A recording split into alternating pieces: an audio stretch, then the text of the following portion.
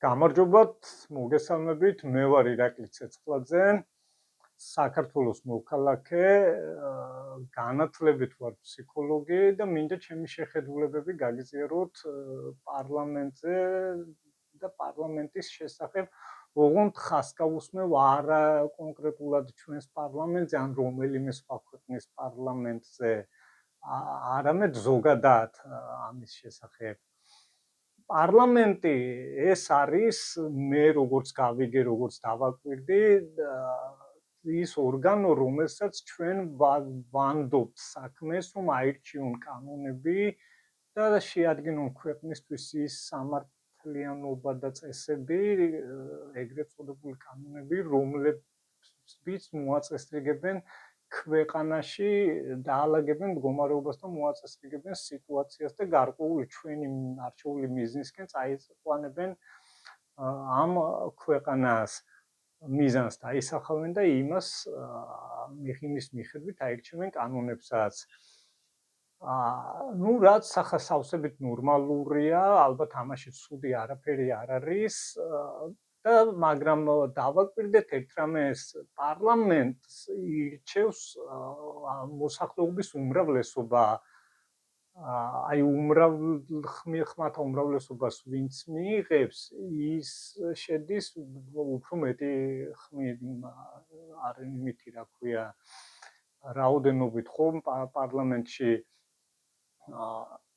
შესაბამისად ამომრჩეველთა უმრავლესობას მიენიჭება ეს უპირატესობა და ეს არა მარტო პარლამენტის არჩევნებში, სხვადასხვა ყველა არჩევნებში თითქმის ასეა და მე მგონი თითქმის ყველა ქვეყანაში და თუ ასეთ მნიშვნელობას მივანიჭებთ ხალხის უმრავლესობას, მაშინ აი ამ კანონს რასაც პარლამენტარები იღებენ, აი პარლამენტში რამდენი კაცია, ხო, რაღაც 150 ან 200 ვთქვათ, ხო?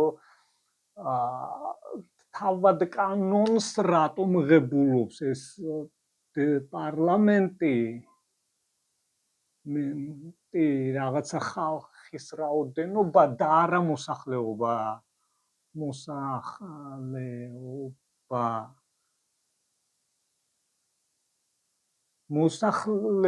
უმრავლესმა პროცენტმა აირჩიოს კანონიც, რაღაცა 200 კაცი რატომ უნდა ირჩევდეს ამ კანონს, როცა უმრავლესობას ქონია ასეთი დიდი მნიშვნელობა. ამაზე შეიძლება პასუხი გავცეთ ის, რომ ეს არაპრაქტიკულია და ყოველთვის ამის განხორციელება ვერ მოხერხდება და რაღაც ასე შემდეგ და ამიტომ არის წარმოდგენილი ხალხს, იმიტომ ყავს წარმოდგენილი ეს დეპუტატები, რომ მათ მივანდოთ ეს საქმე. მაგრამ თუ დავუკვირდებით, როდის მოხდა პარლამენტის შექმნა, აი პირველი პარლამენტი რო შეიქმნა და იმის მიხედვით მერე დაიწერა ეს დემოკრატიის მართვის სისტემა, მაშინ როცა ეს ხალხის ურთიერთობები, არჩევნები, ხმათა გადათვლა, ინფორმაციის გაცვლა, მიწოდება ერთმანეთთან რაღაცა იყო ძალიან რთული თემა, ასე ადვილი არ იყო როგორც დღესა და შესაბამისად ახლა წარამარა ყველასთვის აზრი გეკითხა, ბუნებრივია ვერ მოხერხდებოდა. დღეს ეს ყოველდღიურ რეჟიმშია და სოციალურ ქსელებიდან გამომდინარე ყოველდღიურ საქმეთ იქცა. მაშინ ამიტომ ხომ შეიძლებოდა პარლამენტი კი არ აგვერჩია, პირდაპირ კანონებს ზეგუემსჯელა ხალხს ინტერნეტით და თავად კანონები მიგვიღო. ხმების გადათვლაც დღეს ისეთი რთული არ იქნებოდა და სოციალური ქსელით ამაზე მსჯელობაც ბევრად უფრო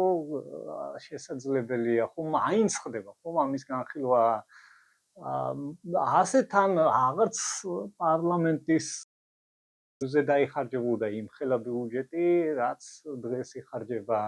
ახლა ბევრი თქვენგანი შემედავება იმაზე, რომ ეს შეიძლება არაკომპეტენტური პირები არიან და ხალხი აი ბრბო უწოდოთ და ბრბოს ხელში ჩავარდებაო თითქოს ეს კანონების მიღების თემა, მაგრამ იგივე თემა ახლაც შეიძლება დაისვას, ახლაც თუ ირჩევს მოსახლეობის უმრავლესობა, მაშინ ახლა რატომაა კომპეტენტური ამის არჩევისას? მაშინ ესეც ალოგიკურია და არასწორია. ხო გამოდის საძირკველიც არასწორი შეუქმნია იმ ხალხს, ვისაც შეიძლება კანონის მიღებას აღარ ვანდობთ. გარდა ამისა, არავითარ კომპეტენტურობას არ ადასტურებს თვითონ პარლამენტარიც. აი მაგალითად ექიმს რომ მოეთხოვება თავისი სპეციალობის დამადასტურებელი გარკვეული სერტიფიკატი, მასწავლებელს მოეთხოვება ეს სერტიფიკატი, საჭესთან როჯდება ადამიანი, იმასაც კი მოეთხოვება ხომ, რამდენად აქვს ამის უფლება. სხვადასხვა სამუშაოზე ადამიანი რომ მიდის ჯანმრთელობის ცნობასაც კი აბარებს, რომ თქვა ჯანმრთელობა უწყობს და ყველაფერს და რატომაც პარლამენტარს არ მოეთხოვება, მაშინ პარლამენტარმაც დაგვიდასტუროს რამდენად კომპეტენტური და ღირსეული პირია იქნებ სწორედ ამიტომ ის პარლამენტში არჩევით კი არ მომხდარიყო, გამოცდები ჩაებარა როგორც უმაღლესი აბარებს აბიტურიენტი ან ამას ექიმი იღებს სერტიფიკატის ასაღებად ექიმიც გადის ხომ მსგავს ტესტებს პარლამენტარიც ასე მომხდარიყო აი პარლამენტარს შეეტანა მაგათად განცხადება პარლამენტში პარლამენტარობაზე ადამიანს შეეტანა ეს განცხადება და ჩვეულებრივად მისაღები გამოცდებით ყოფილიყო ჩაბარება ასე მე ვფიქრობ გაყალბებაც ბევრად უფრო რთული აღმოჩნდებოდა იმიტომ რომ ერთ წერტილში მოიყრიდა ეს ყველა თავს და მისი კონტროლი და მისი ასე ვთქვათ ყურება რამდენად სამართლიანად მიმდინარეობს უფრო ადვილი იქნებოდა ახლა კიდე რა მომენტი შეიძლება ქონდეს ამ მოსახლეობის მთლიან განხილვას ამ კანონზე აი ამას მე გეტყვით ახლა მაგალითად პარლამენტში თუ არის რაღაცა 150 თუ 200 კაცი იქ 2-3 კაცის დავალება პარლამენტარის მხრიდან უпроსტად პარტიის მხრიდან რომ აი ამას უნდა მიცე ხმა და მიაცემია ძალით რაღაცა თავის ინტერესებისთვის ხმა ხო ვთქვათ აი ეს 3 კაცი თუ არის 300 მე200-დი 3 მილიონ კაცში 3 მილიონედი იგივე ძალა ვეღარ არის ამიტომ ბევრად უფრო გართულდებოდა პირადი ინტერესებისთვის წაგეყვანა კანონების მიღება აი მე თუ ბოროტი ძალა ვარ მაგალითად და პარლამენტარებს ვუყეთავ რომ ჩემთვის სასურველი კანონი მიიღეთ მეთქი მთელი ხალხი თუ განიხილავს ამას ეს უკვე როგორც საარჩევნოდ ხდება ხალხის მოსყიდვა რაღაცა ისეთი თემა გამოვიდოდა მე ახლა იცით რა ახლა ყოველთვის არჩევნების წინ ხომ არის რომ ვითომ ვამბობთ რომ აი ყველა ახლა დაიწყებს ხელფასების მომატებას დაიწყებენო რაღაცა დასაჩუქრებას მოსახლეობისა რომ მოისყიდონო და გული მოუვბონო ამ უმრჩევას ასეთი გზით უკვე შეიძლება ითქვას ქვეყანაში სულ წარამარა არჩევნებივით გვექნება და ზუსტად ის რომ პოლიტიკოსებმა მოისგონ ხალხის გული და მათი სასურველი კანონი შევიდეს ყოველთვის ხალხისთვის კეთილად განწყობილი იქნება ამიტომ მე ვფიქრობ ხალხი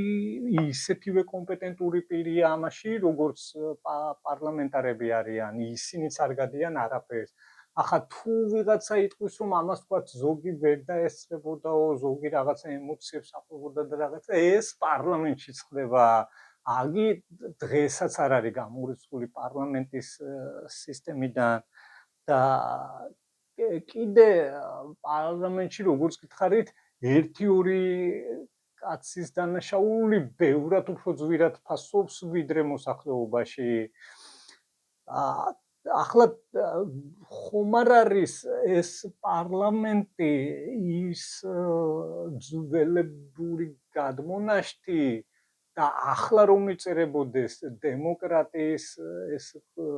სტრუქტურა, აი მოდი როგორ ავაგოთ ჩვენი დემოკრატიის სისტემა,